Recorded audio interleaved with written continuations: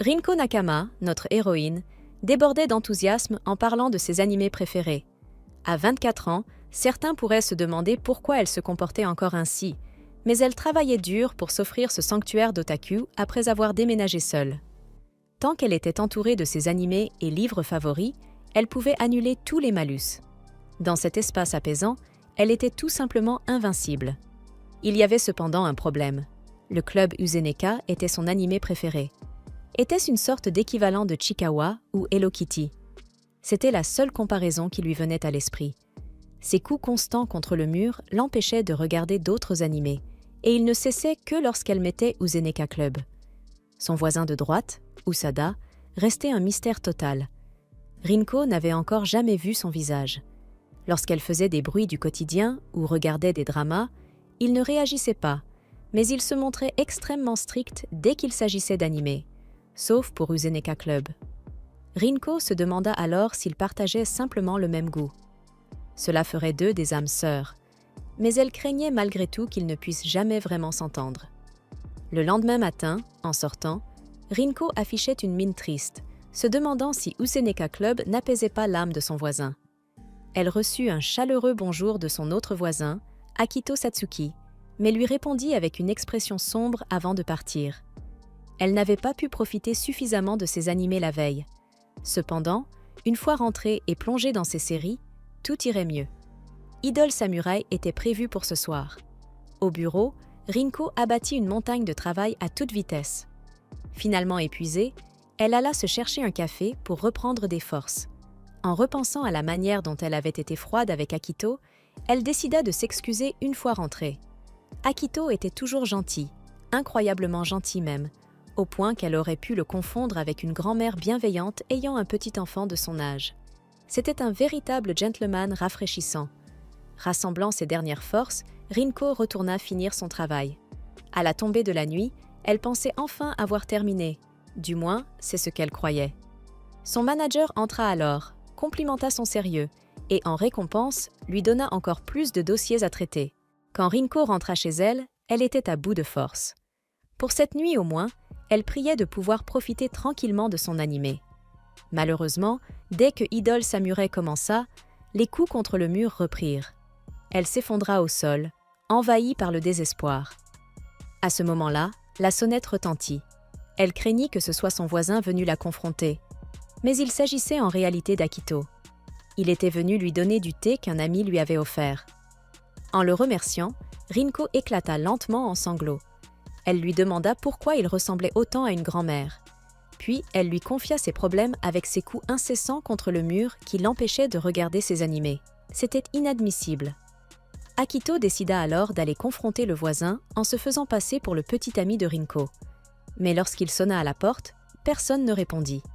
Il demanda ensuite à Rinko s'il pouvait entrer chez elle, promettant bien sûr de ne rien faire de bizarre.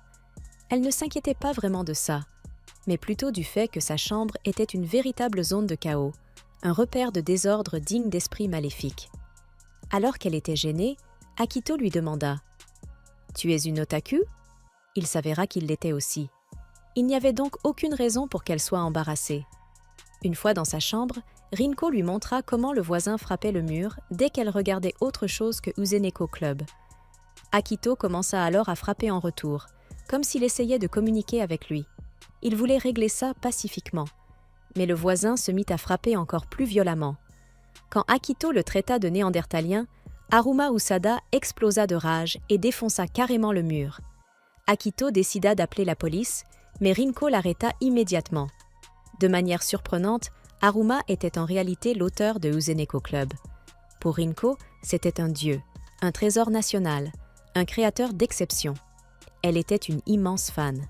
Haruma savait d'ailleurs à quel point elle l'admirait, à cause des murs trop fins. Akito voulait toujours appeler la police, mais Rinko le supplia de ne pas le faire. Selon elle, le monde entier serait dévasté si Haruma était arrêté. Ce serait une perte immense pour l'humanité. Ses œuvres étaient un trésor mondial, un second soleil illuminant la planète. Enfin, quelque chose comme ça. Peu importe ce que ça voulait dire. Mais Akito, lui, n'en avait rien à faire.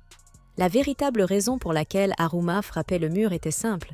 Il ne voulait pas qu'une de ses fans regarde d'autres animés, surtout pendant qu'il se tuait à la tâche sur son manuscrit. Avant de partir, Akito restait inquiet de laisser les choses telles quelles. Cependant, maintenant qu'elle savait que c'était Haruma qui frappait contre le mur, Rinko trouvait cela presque avantageux, comme si c'était une chance pour une disciple comme elle. À cet instant, elle sentit l'aura glaciale d'Akito la traverser. Il lui rappela que l'art devait être séparé de l'artiste. Quoi qu'il en soit, le problème semblait réglé, et c'était grâce à lui. En vivant entre ses deux voisins, Rinko avait l'impression d'avoir gagné à la loterie des meilleurs voisins. Malgré tout, Akito lui demanda de l'appeler si elle se sentait en danger. Le lendemain matin, elle fut prise de panique en se réveillant, avec Haruma dans son lit. Akito accourut en entendant son cri, mais elle le rassura rapidement en disant que tout allait bien. De son côté, Haruma demanda simplement si elle avait quelque chose à manger. Cela faisait des jours qu'il travaillait sans rien avaler. Comme c'était le week-end, elle n'avait pas grand-chose, mais elle ne pouvait pas ignorer ce ventre qui grondait bruyamment. Rinko se précipita donc dans la cuisine pour préparer un repas. Une fois le plat prêt, elle le servit, et Haruma commença à manger. Voir son dieu manger dans son sanctuaire d'otaku la fit rougir. En quelques minutes, il avait tout terminé. Se tournant vers elle, il lui dit que c'était délicieux, et demanda même une autre portion. En voyant la manière dont il donnait des ordres à Rinko, Akito fit remarquer que c'était typique des hommes violents. Pourtant, malgré les apparences, Haruma était réellement reconnaissant. Lorsqu'il travaillait, il n'avait presque jamais l'occasion de manger correctement. Rinko comprit qu'il menait une vie difficile. Et pourtant, elle regardait tranquillement des animés d'autres créateurs. Elle se sentait indigne en tant que disciple. Elle voulait l'aider, prête à tout faire pour lui. Même si c'était le même homme qui avait détruit son mur, elle s'en fichait. Après tout, c'était l'auteur de Uzeneka Club. Akito, lui, craignait qu'elle ne puisse plus jamais regarder autre chose si elle laissait Haruma la dominer ainsi. Alors, Rinko choisit une solution simple, porter des écouteurs et rester aussi loin que possible du mur. Pendant qu'ils discutaient, Haruma s'endormit sur la table. Rinko voulut le laisser se reposer. Akito en profita pour l'inviter chez lui. Il enregistrait généralement toutes les chaînes, donc il devait forcément avoir les animés qu'elle aimait. Grâce à ce tournant étrange des événements, Rinko se retrouvait pour la première fois dans l'espace privé d'un homme. L'appartement d'Akito était bien plus grand et parfaitement organisé. Elle s'était toujours demandé comment elle gérait les situations de crise. Et, une fois encore, elle pouvait sentir une aura glaciale émaner de lui. Il lui dit de faire plus attention. Elle promit de ne plus suivre des inconnus. Et puis, elle avait une totale confiance en ses talents de grand-mère. Peu après, il s'assit à côté d'elle sur le canapé pour regarder la télévision. Ils étaient si proches que cela la troubla. Il admit qu'il avait échoué en tant que grand-mère, ajoutant qu'il était plutôt un grand méchant loup. C'est à ce moment-là que Haruma traversa le mur. Sérieusement, cet homme ne connaissait pas les portes? Furieux, il leur reprocha de regarder un animé qui n'était pas le sien. Mais ce n'était pas tout. Il voulait aussi que Rinko lui prépare à manger tous les jours. Elle ne pensait pas que sa cuisine avait quelque chose de spécial. Mais lui, il adorait ça. Il venait même d'en rêver, au point que son esprit était rempli de pensées de ses plats faits maison. Il promit de payer pour son travail et pour la nourriture de 3 personnes.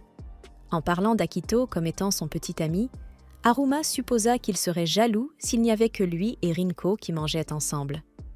Rinko suivait la conversation, jusqu'à ce qu'elle réalise qu'il venait de qualifier Akito de son petit ami.